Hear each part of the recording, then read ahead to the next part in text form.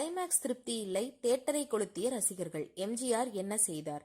இப்படித்தான் வாழ வேண்டும் என்ற கோட்பாட்டுடன் வாழ்ந்த எம்ஜிஆர் கடைசி வரை தான் படங்களில் மது, புகை போன்ற காட்சிகளை தவிர்த்தவர்.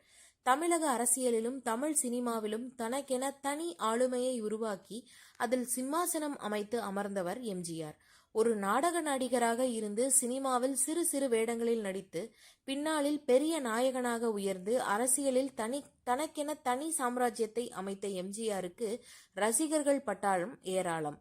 அவரது படங்கள் வெளியாகும் பொழுது ரசிகர்களுக்கு அந்த நாள் பண்டிகை நாளாகவே மாறிவிடும். அதற்கு முக்கிய காரணம் எம்ஜிஆர் படங்களில் சண்டை காட்சிகள் பெயர் பெற்றவை என்றாலும் கூட மக்களுக்கு தேவையான பல கருத்துக்கள் அடங்கியிருப்பதும் ஒரு காரணம். இப்படித்தான் வாழ வேண்டும் என்ற கோட்பாட்டுடன் வாழ்ந்த எம்ஜிஆர் கடைசி வரை தான் படங்களில் மது, புகை போன்ற காட்சிகளை தவிர்த்தவர். இப்படி எம்ஜிஆரை பற்றி சொல்லிக்கொண்டே போகலாம். அதே சமயம் அவர் படம் ஓடிய திரையரங்கை அவரது ரசிகர்களே தீயிட்டு கொளுத்திய சம்பவம் அரங்கேறியுள்ளது. 1936ஆம் ஆண்டு தமிழ் சினிமாவில் நடிகராக அறிமுகமான எம்ஜிஆர் தொடர்ந்து 10 வருட இடைவேளைக்கு பிறகு நாயகனாக உருவெடுத்தார். அதனைத் தொடர்ந்து 1956ஆம் ஆண்டு எம்ஜிஆர் நடிப்பில் வெளியான படம் மதுரை வீரன்.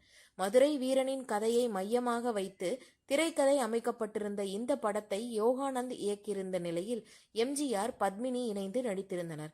இந்த படத்தின் கிளைமேக்ஸ் காட்சியில் எம்ஜிஆர் மாறுகால் மாறுகை வாங்கப்பட்டு இறந்து விடுவார்.